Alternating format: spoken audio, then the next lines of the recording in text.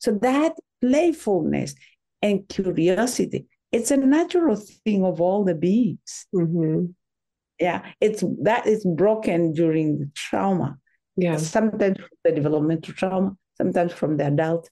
But our objective of healing trauma is to really get back to that playfulness. Mm-hmm. Because you can't be curious or playful if you are traumatized or if you are on guard all the time. But you're right about animals. They're so functional in that they might be shocked one moment, and the next moment they're just playing around, they're just doing their thing, they're able to move forward with their lives. Some people just get stuck in their freeze mode for years and years and years and not functional at all. Right, yeah. Do you remember what it feels like to be comfortable in your own skin? Not just confident, but also pain-free, relaxed, healthy, and carefree? Think about the most robust version of your own childhood body. This is what Lifeyness feels like, a joyful spirit and a vibrant physical state of being. I'm your guide, Professor Sarah, storyteller, teacher, and wellness enthusiast. Reach into the vitality of your own girlhood to supercharge your grown-up life. Welcome back to the Lifeyness podcast. This is episode 20, and I'm so excited to bring to you a special guest today. So today we're going to be talking about somatic therapy, which is a type of psychotherapy that takes like a more holistic approach because it gives lots of attention to the body. So this mind-body approach to mental health comes in many different forms. But one of the principles that many practitioners hold is that trauma can be kind of trapped in the body and even expressed in posture, facial expressions, tone of voice, and even muscular pain. So specifically, Somatic Experiencing is a trademarked program invented by renowned psychologist Dr. Peter Levine. It's an essential part of this tradition of somatic psychology. The somatic experiencing method is a body-oriented approach to healing trauma and other stress disorders. From the study of stress physiology, biology, neuroscience, psychology, and indigenous healing practices. He's been doing this for 50 years, so 50 years of successful clinical application. And today we're going to be talking to one of his specialists. So in the last episode, I mentioned that I'd been reading the book In an Unspoken Voice by Dr. Levine. This week, I'm speaking with one of his faculty members, Efu Nyaki. Today's episode is all about embracing playfulness, healing from trauma, and, of course, the transformative power of embodiment, as usual. I'm really thrilled to introduce Efu. Her full name is Efu Nyaki. She's an expert in the field of somatic experiencing. She's originally from Tanzania, but she came to Brazil after working with the Maryknoll sisters for many years. And she became a co-founder of AFYA, which is a women's holistic healing center, where she now lives in northeastern Brazil. She's dedicated her life to helping people reconnect with their bodies and find healing from trauma, especially women from war-torn areas and from some of the poorest areas in northeastern Brazil. So again, somatic experiencing focuses on the body's innate ability to heal itself from trauma. It allows people to restore their sense of safety, resilience, and aliveness. I've also been actively incorporating these practices into my own life in the last few months. During our conversation today, we will explore the role of playfulness and curiosity in the healing process. Efu will share her insight, some anecdotes from her practice and her clients, the power of embodiment. She'll talk about tapping. She'll talk about pendulation, the significance of the body and mind connection, and then also her background and how that has influenced her practice So whether you're curious about somatic experiencing, you're seeking personal healing, or you're just intrigued by the transformative power of embodiment, like I am, I think this episode is going to be a rich source of inspiration and guidance. And just as a reminder, last week I provided that hands-on practice in the meditation segment of the podcast. So if you're the kind of person who just wants to do it first to see how it feels, please check that out. And then next week, I have another way to practice Lifeyness, continuing in the same vein of somatic experiencing. If there's one thing I'd like you to take from this, it's to entertain the idea that talk therapy alone is maybe insufficient to fully address mental health problems.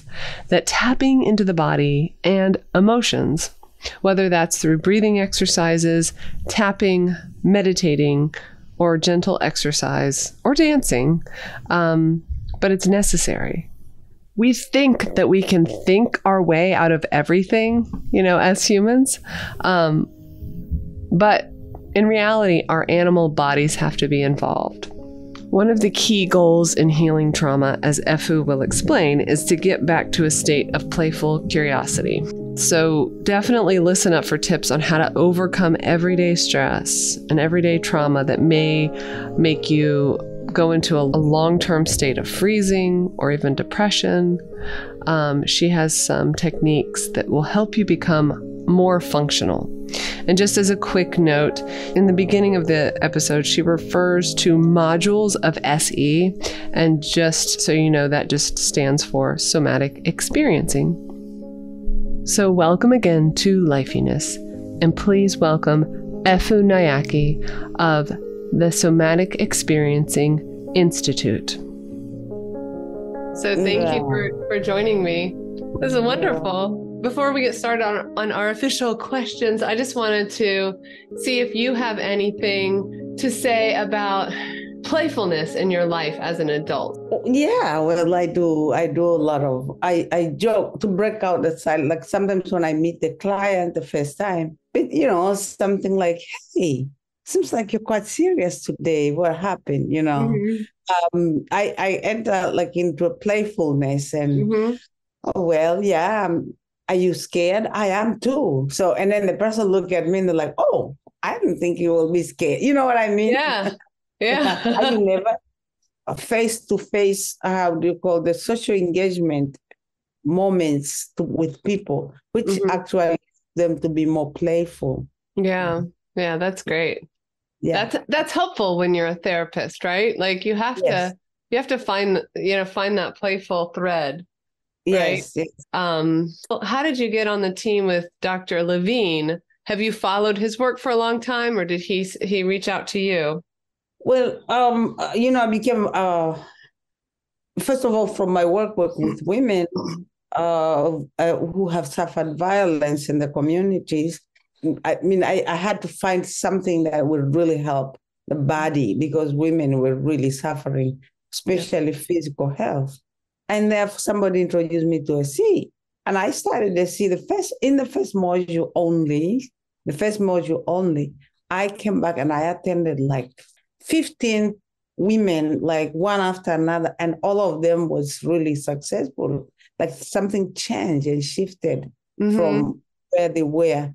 And so I said, wow, no, this is the method. And even for myself, it was like, wow, I can feel it in my body. I can feel it. And I didn't have any problem getting in touch with my body. Right.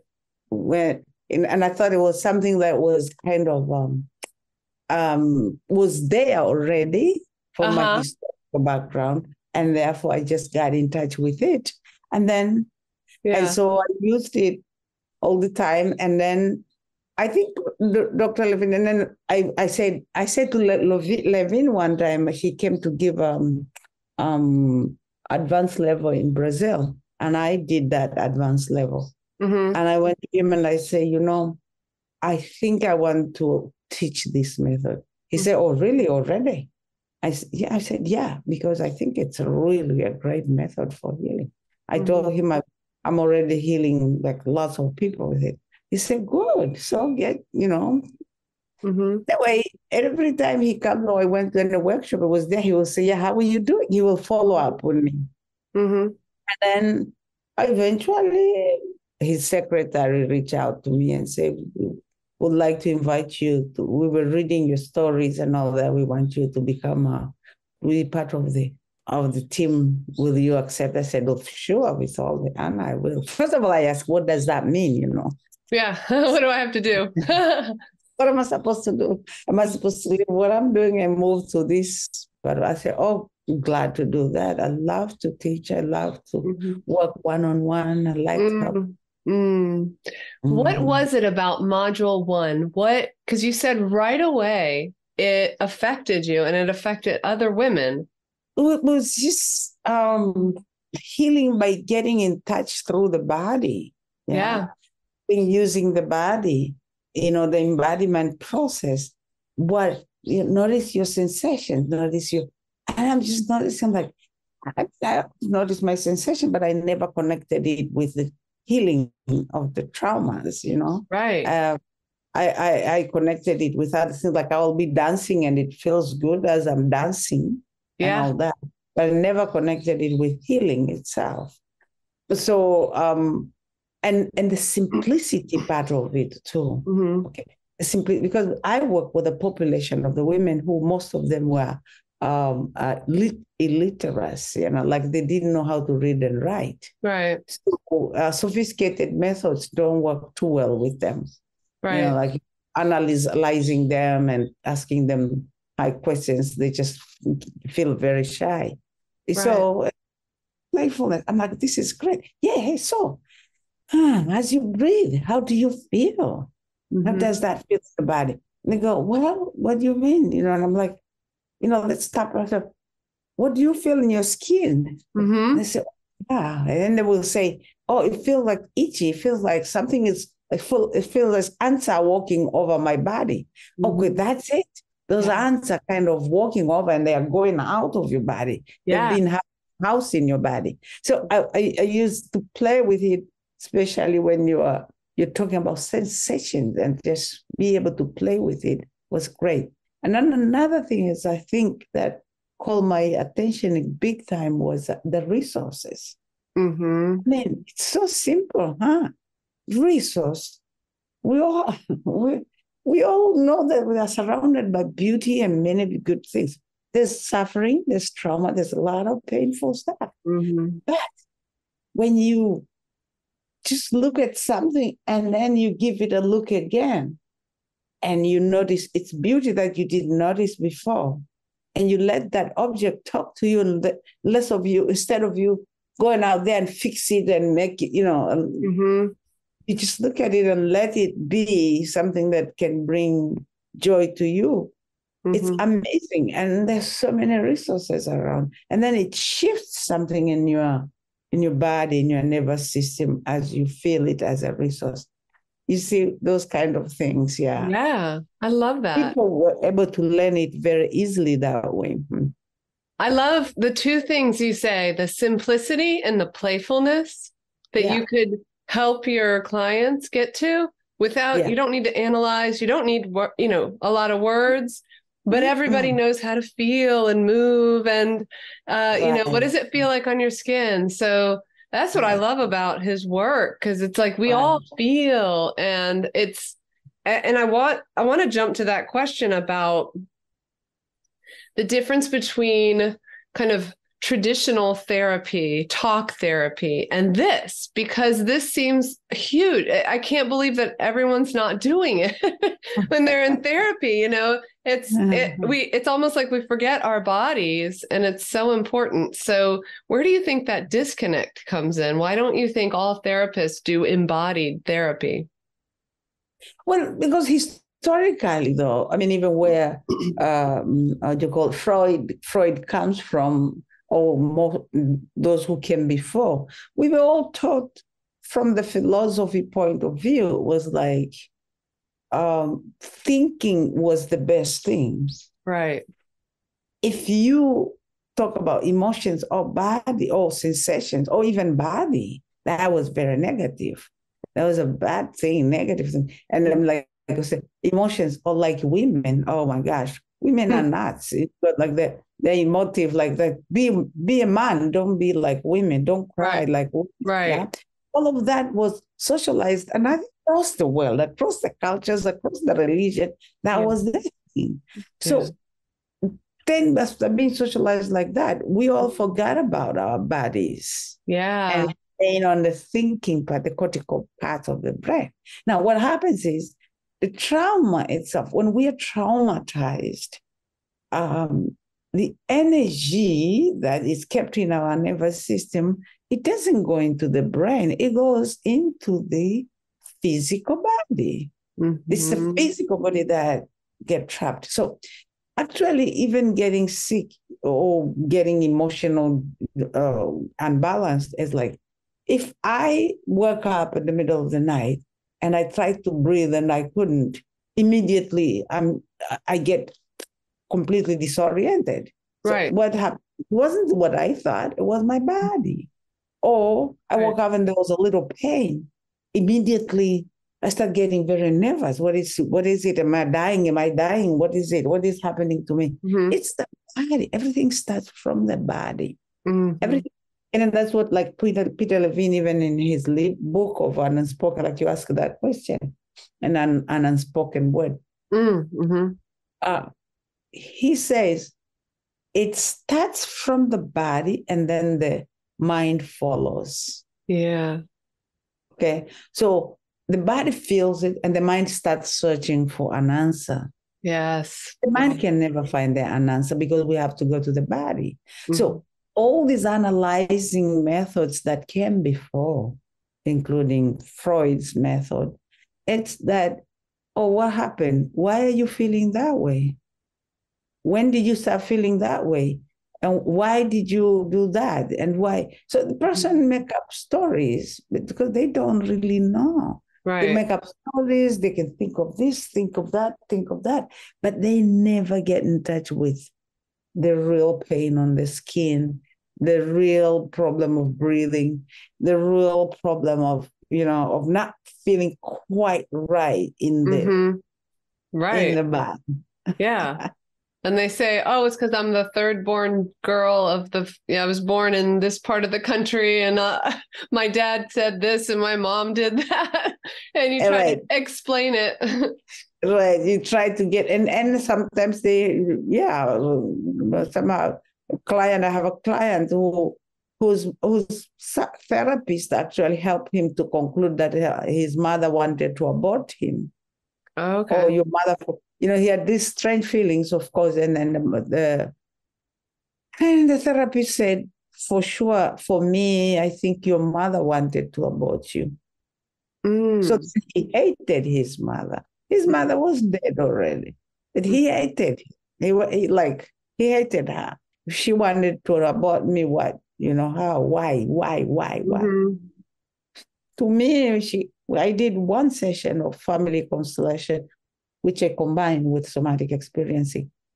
And he was amazed after going to therapy for 41 years. Wow. What did you do with him?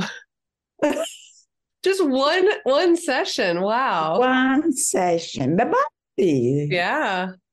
When he paid attention to the body, he connected with the image of the mother lying on the floor, moving like a snake. And I said, oh, your mother.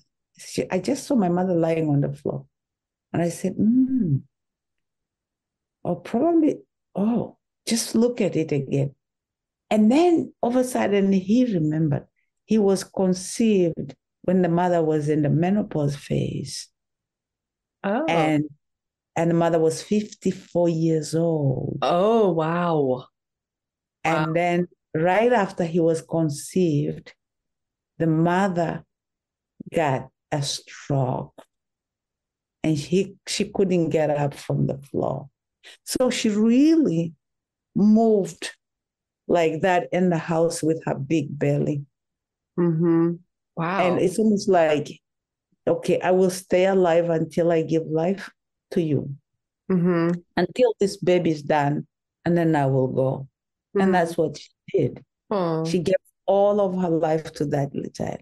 Beautiful. And somebody else come in one phrase saying that, I think your mother wanted to abort you. That's why you feel how you feel. Because I think also being in the mother's belly, a mother going like that, those are all the complication of the body, how he was feeling uneasiness in his body. Yeah. So you go right into the body to, why am I feeling this way? You will come up with reasons like that, which has nothing to do.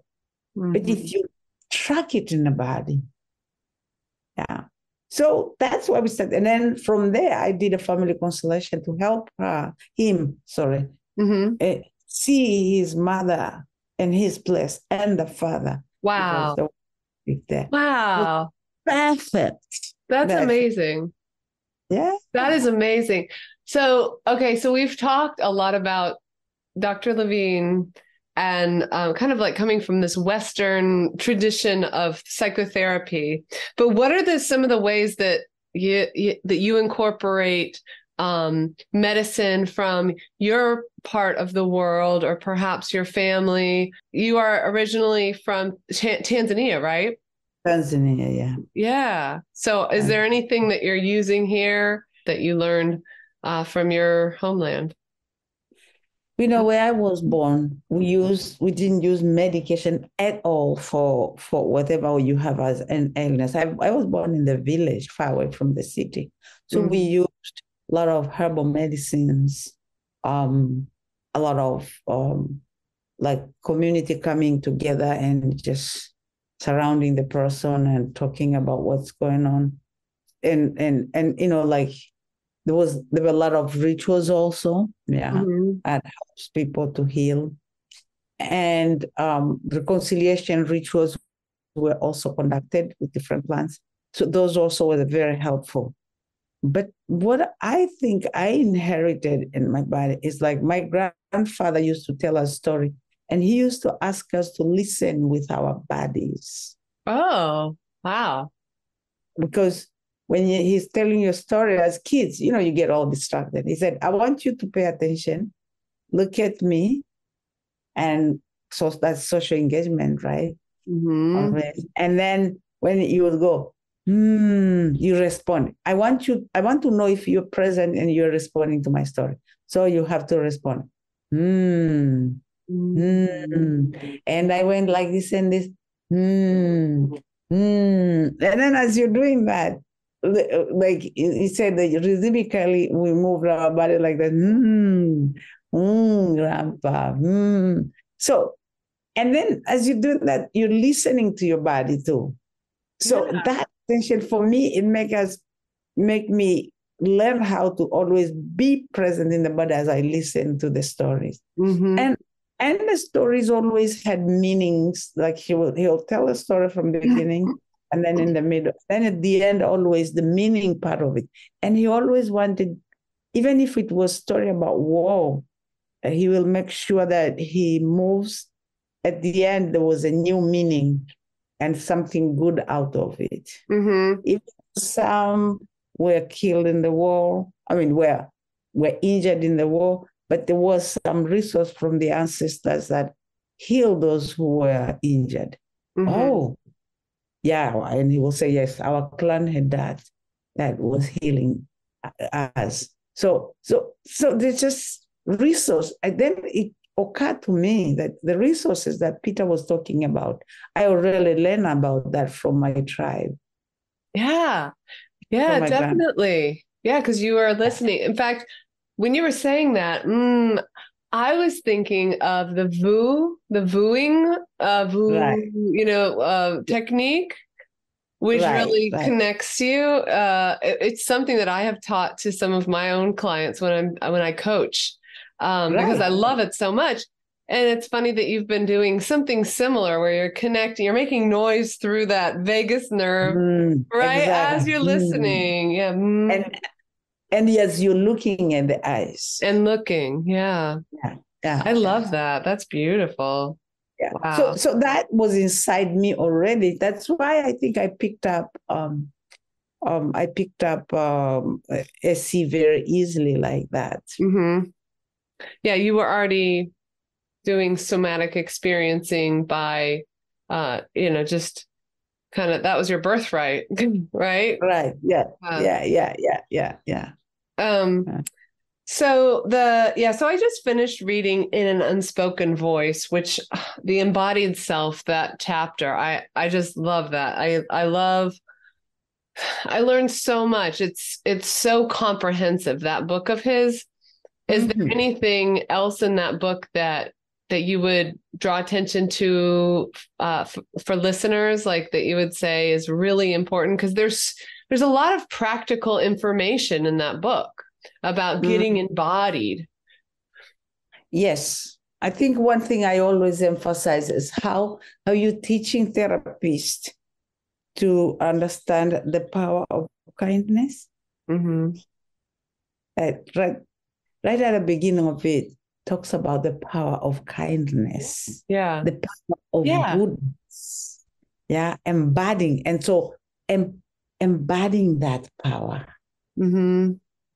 of kindness. It's the body, but this body is also carrying the kindness. Okay. Right. But then, of course, when people are traumatized, it's not so easy to, and you are there, you want to share with them this kindness. You want to be there for them. But because they're traumatized, their energy of survival energy is powerful in the body. Yeah. Very strong. So this powerful energy of survival, it can be overwhelming to them, to the people. And it can also affect you as you're trying to share your kindness in your body. Yeah. So to be able, when you find people who are unable to receive the kindness, for you to be able to have more resilience by being even deeper in your body and create that safety. Yeah. So that they can actually let go of that powerful energy.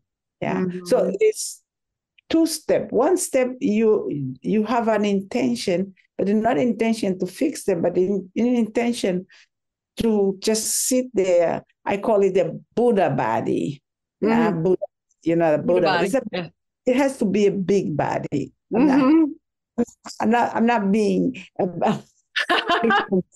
conceived against those who are but thin. But I mean, even if you think, like if you imagine a big body, big goddess body. Yeah, to hold all the trauma, right? To hold the space. Exactly. Yeah. You need that. So that is symbolic what I mean with this. It's symbolic. Right.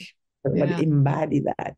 So when you find your client is unable to receive that, so much trauma, you have to have more resilience and more grounded so that they feel safe with you. And once they feel safe with you, they loosen up a little bit that resistance, that energy they're holding, which is very unconscious. Yeah, the energy they were holding. So that's really one of the most important thing. The second thing I think that's very, very important, I want all the people to know, is where he talks about at one point, he says, so the body, how do we connect with the body? Through sensations, right? Through the feeling, like, if I touch you, sensations. Right. Through sensations, which we don't talk too much about it. So if you lose sensation, you lose a sense of direction. You lose a sense of being who you are. Right. Your compass. You cannot be. Right. Yeah. Your inner, like your inner compass. Yeah. You lose it. You lose it. And how do we lose the sensation? By the numbness. Why do we get numb? Because of trauma. Yes. Yeah, the numbness comes from the frozen. I mean, of course, in his language, he used be frozen, like from fight, flight, and then freezing, yeah? So, but that's why the freezing itself is the numbness. And if you're numb, you don't feel your sensation. Yeah. Yeah.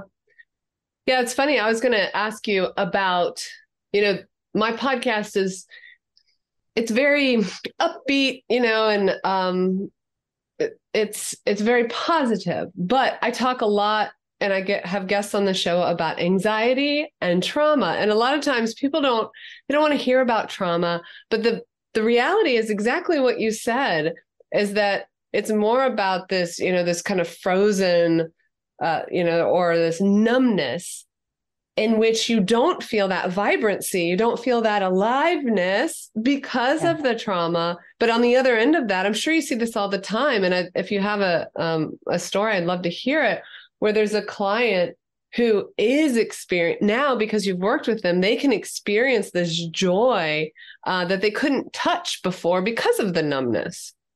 Right. Exactly. Oh no, I mean, I do have lots of clients like that. Can think of a story. Yeah. That's it. It's just beautiful work that you're doing. It's so wonderful.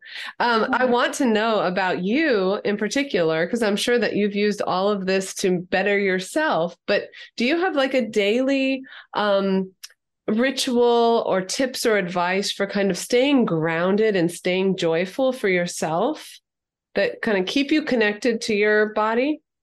Yes. First of all, really, when I wake up in the morning, I always do, at least, even if it's 5 minutes, being in touch with the body, feeling my feet on the ground, feeling the chest support. I do embodiment process a little bit. Like just feeling like I arrive every morning. I arrive. You're sleeping. I arrive. Just feeling that. And also I do dancing. I love doing dancing. Do you? Wonderful. Yes, I put on some music and I dance. I dance in the garden. My home. I'm traveling now. I'm in South Korea. Okay. I'm in South Korea right now. But yeah, and here too, I found a garden over there. I always go in the garden and feel my feet on the ground and do some dancing movement. Whether I have music or not, I just move, and then feel my body. Yeah. And again, for me, it doesn't seem like it's a thing of saying it has to be 40 minutes, have 45 minutes. The idea is like 5 minutes, 10 minutes, however much time you have, so that you can just get in touch with the body. So I usually do that. I get in touch with my body. If it's from my room, from my bed, I arrive from my sleepiness, sitting, and then I go out there and I do stamping on the floor and dancing, and I will be laughing by myself like crazy. When I love that. Yeah, I do the same thing. I love it. As I'm dancing, yeah. Okay, so those two things. Yeah. The most important thing is I keep an intention. Please, God, help me to be connected be aware, to be connected to my body from time to time, so I don't lose it. Like, so, okay, I'm driving and all of a sudden I see there's a crowd over there and, it's an accident. Okay. The first thing I do, I check my body. Yeah. It is very important because we get hijacked. Yeah. Definitely. Immediately. And then, of course, after you're hijacked, you don't even remember where the body is. But I have an intention. I really try to put that intention as I wake up, okay, may I be present today. May I be present, and may you send people for me to serve. I love that. It's like a simple prayer. Yeah. It's just, it's so simple. Stay in your body. Serve others. It's beautiful. Stay in my body and send people for me to save today. I love it. I love that. I think what happens is if you do it a little bit for 5 minutes, then sometimes it leads to 10 or 20 minutes. But if you say you have to do it for 20 minutes, then you might not ever start. Well, and then you start looking, we human beings, we're like that. We're all the same, really. Oh, no. Okay, today I woke up a little late. No, I don't have 20 minutes. Oh, I have to go. Oh, right. I'm late. You just said, no, it's 3 minutes, 5 minutes. Right. That's it. Just do it. Just do it. Yeah. Now. Once you start it, then yeah. That's wonderful. What role do you think playfulness has in trauma healing? Yes. Mm. You know, trauma actually, it's a shock, right? So, like, we are here talking, we're very playful and all that. And all of a sudden, if there's a big shock that comes up, we get like that. We get startled and then we stay there. Yeah. Yeah. Okay. We are stuck. You know what I want to say? It's just being stuck energetically. So, if I don't take some time and realize that the shock has passed and let that energy out, this energy will stay in the body. Mm-hmm. So I will walk around always holding this energy and it builds up. Mm-hmm. Slowly in my body, my cortical brain is constant working as if that shock is always there. Mm-hmm. No more shock, but everywhere I go, I'm carrying this shock inside my body. So even when I want to go back to this playfulness we have here, the shock come in. Mm. Okay? Right. So when I'm able to help people first of all, when they arrive and they're very serious, I kind of break that a little bit. They will break a little bit, but they're still saying, hey, there's a big thing I'm holding here. I cannot let go of it. I said, that's okay. Mm-hmm. I know there's something you want me to deal with. But before that, just tell me, who gave you that wonderful earrings you have over there? Mm-hmm. Oh, these are very nice. Yes, I got it from my wonderful friend. Oh, really? Where did you meet this friend? I get curious about little things like that. Yeah, getting curious. Yeah. Wow. Oh, you know what? They say Brazilians love to have long hair. And your hair looks like Brazilians. Mm-hmm. Brazilians by any chance? And people are, no. Who knows? You might be Brazilian too. You know? So yeah. I just come up with something that may break a little bit of that. And then they say, okay, I'm a bit relaxed. I said, you're very fine. I said, yeah, right, with a purpose behind it. I don't say it. You know, so you're breaking that stubbornness, that state that made the people kind of become rigid. And as I'm working with them, the pendulation process we have in IC, it's really like that. So once I will bring them into the place of healing, and they feel a little better, I want them to stay a little longer to experience the goodness. Yeah. When they experience the goodness, they go, wow, oh yeah. They begin a little smile. And I catch that. Oh, do you notice that little smile there? Yeah. All right. How about expanding that? So when we expand that, slowly they begin to come off that seriousness. And then I can even make it, let's laugh. You know, we can laugh with no reason. And so we begin to laugh with no reason. And all of a sudden they catch that. At times maybe they feel like going back again and we bring back it. So with the pendulation, we bring people from being stuck, being fixated, to flexibility, relaxed, and joyfulness. I love that. Yeah. No, I was just saying that the animals, when they run away because they see it, the small animals, for example, little rabbit, it was being chased by a big animal, it ran away to hide. When it realized that, okay, the big animal is gone, it goes and eat grass, but it eats and jumps around and play and all that. It's like, whoa, now I can enjoy. Right. Even if in half an hour another animal will come, it's no longer worry, but they jump up and down. So that playfulness and curiosity, it's a natural thing of all the beings. Yeah, it's broken during the trauma. Yeah, sometimes from the developmental trauma, sometimes from the adult. But our objective of healing trauma is to really get back to that playfulness. I love what you said about curiosity. You get curious with them, and then eventually they can get to a place, because you can't be curious or playful if you are traumatized or if you are on guard all the time.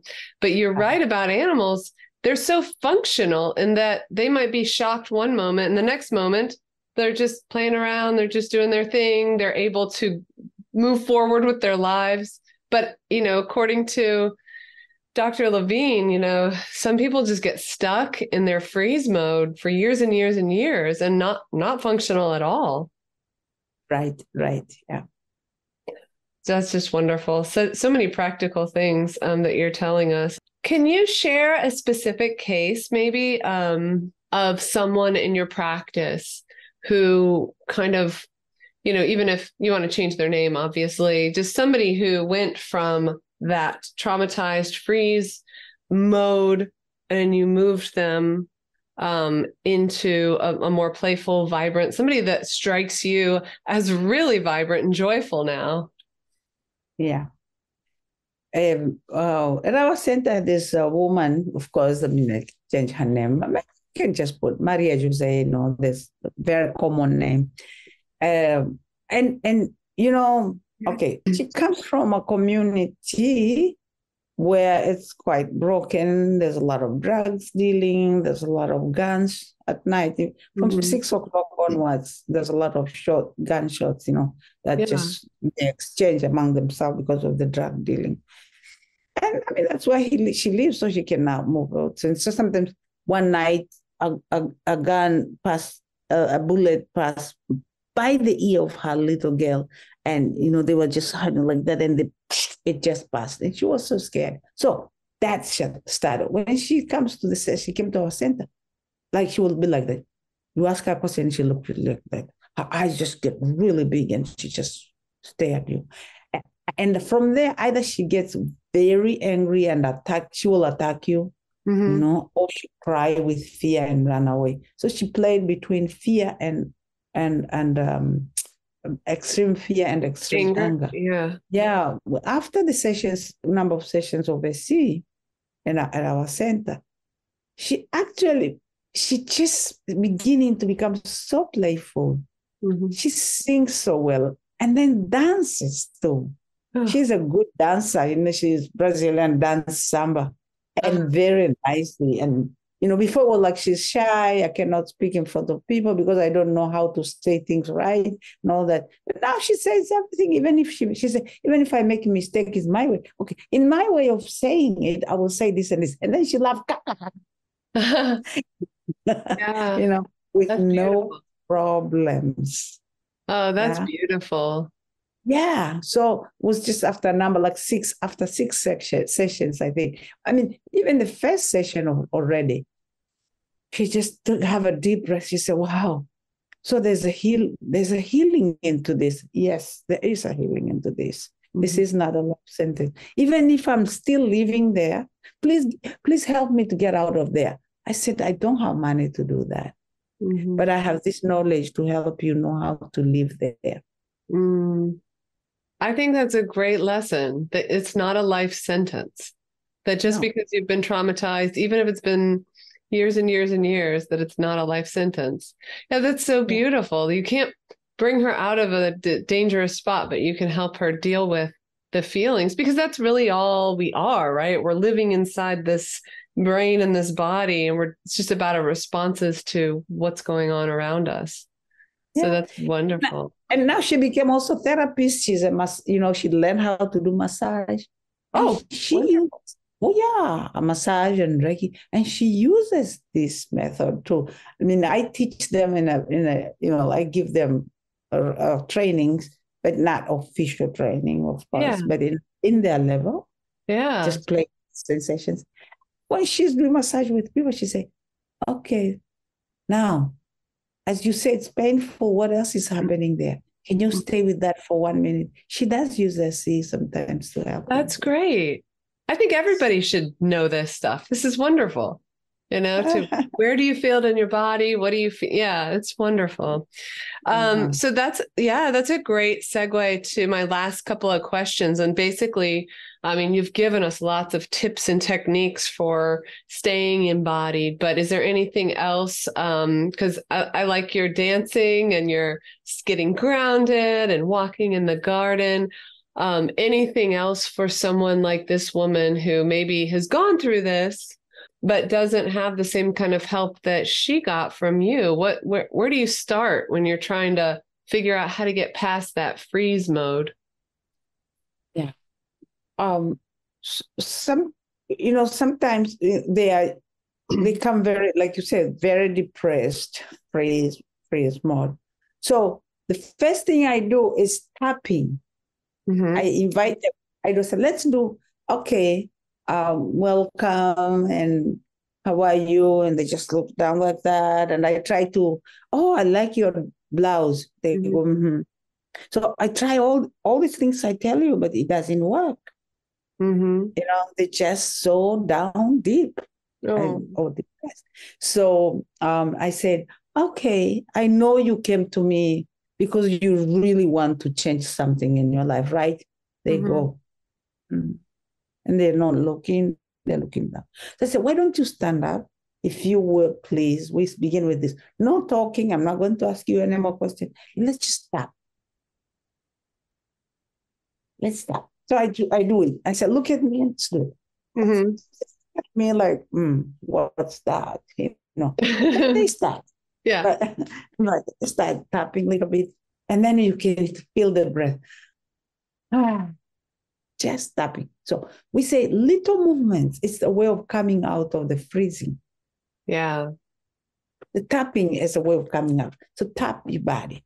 Tap a little bit. So, and we tap just few seconds actually, not minutes yet. Mm-hmm. And maybe about 30 seconds.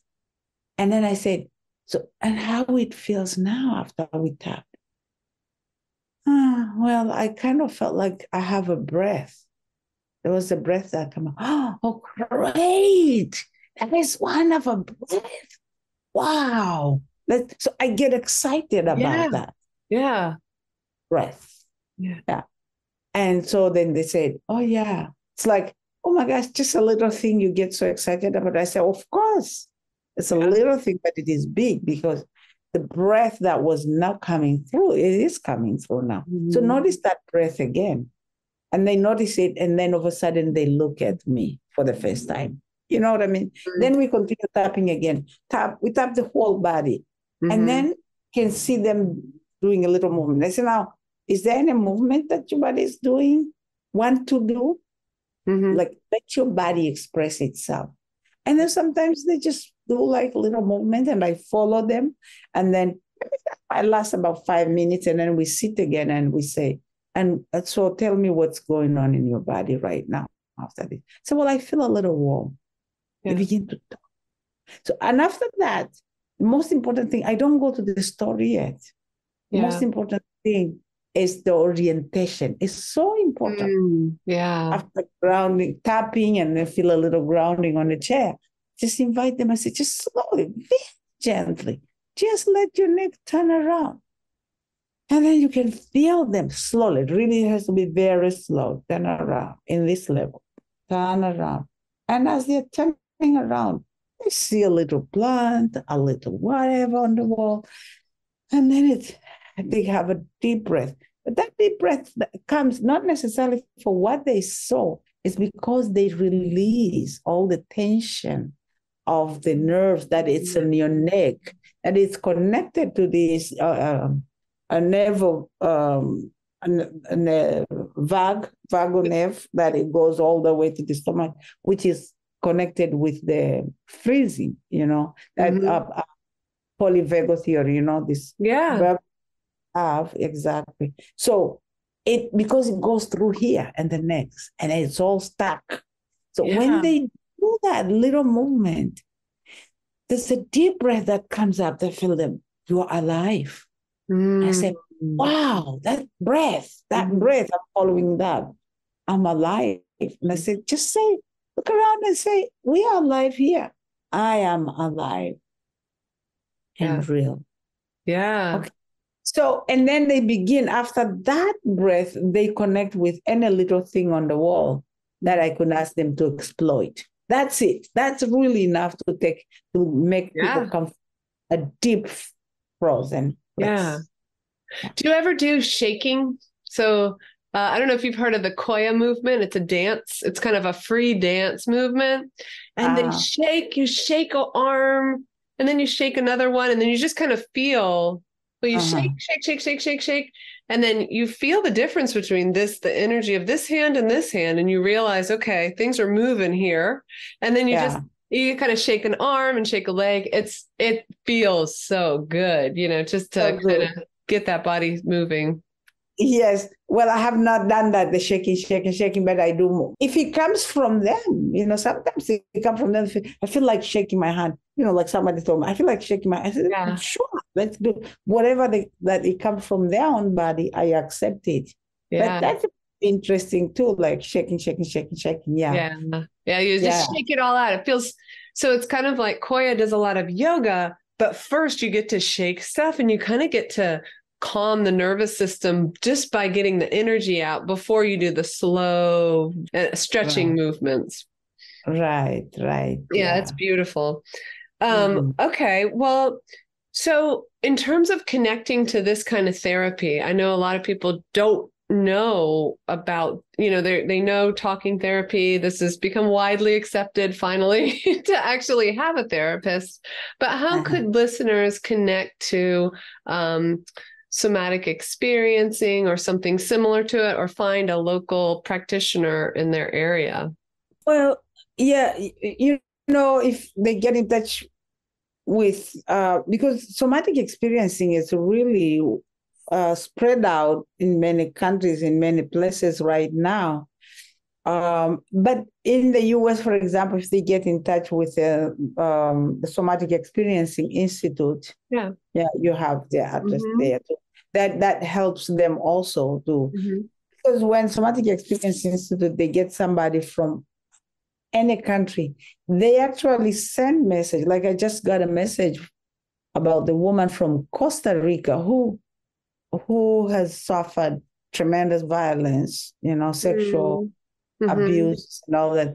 And somehow she just found out the internet. She was just searching in the internet and she found out about trauma healing. And then she sent a message to the institute there, Trauma Institute. And then they, of course, got it. And then they asked me, Efu, do you know any therapists that speak Spanish? Of course, I know many. So then I send, so this therapist can, and I can attend somebody with a low income too. So already that's network. We do that all the time. Yeah, that's wonderful. Yeah. So that's how you can connect them with and tell them there is ways to heal trauma. And especially this way of Peter Levine, it's just wonderful. It is wonderful. And the Somatic Experiencing, or the center is based in Denver. Is that correct? In the United States? Yeah. Yes, the center, it is in Denver. Yeah, it is in Denver. And that's where Peter started and it stayed there. They moved once, but moved within the same area. Yeah. It is really great because they are the center, big center there. And as SC becoming international, they really are the one who is helping to send the information all over the world. Yeah. And in touch with it. Now, if people want to get in touch with Brazil and all that, you can also give my email or, if people want to get in touch with me, I do individual sessions. I do talks, I do different things. So you have my email, you can give it out. Wonderful. Thank you so much for talking to me, Efu. This has been amazing. It's funny how some experiences, even virtually, the energy, I can feel the energy. And you said you're in South Korea, so far away, and yet I can feel it, so it's beautiful. It's amazing because online sessions, somebody was asking, well, I think online sessions do not really work. How can you do SC because you're dealing with sensation? How can you do it online? I said, well, energy has no boundaries. So we are connected right here. I'm with you totally. I see you, I feel you, I see you breathing, and we are breathing the same air across the world. So why not? Why not? Yeah. And you can do so much more by being able, people can access you this way, so you can touch that many more people. Exactly. I've done so much. even online, it works. God is so good. I mean, on one side that we say pandemic was quite, traumatizing. On the other side, it became also as a resource where we begin to use this more. This is true. Yeah. Well, we started at 5 a.m. Now it's getting close to 6. Wow. Okay. That's crazy. I love getting up early and do things. Yeah. You got to go do your grounding exercise. Exactly. It's the best time because people are sleeping, and then, feels, and I think the energy goes with the energy of the sun rising. So it's nice, good energy. Yeah. Beautiful. Thank you. Have a lovely day. Thank you. The same to you. Now to you, lovely evening, right? Yes, exactly. It's 6 o'clock, or it's 5 o'clock here. So thank you. Bye-bye. If you'd like to learn more about somatic experiencing or information about Efu or the other faculty members, you can find that information in the show notes, or you can just go to somaticexperiencing.com and find out a little bit more about Dr. Levine's work. And if you have questions or comments for me, please reach out to me through Instagram. Go to Book of Lifeyness. Also, there's going to be a new online community. If you'd like to join the Facebook community of Lifeyness, I'd love to see you there. And until next time, have a beautiful day and a relaxing evening.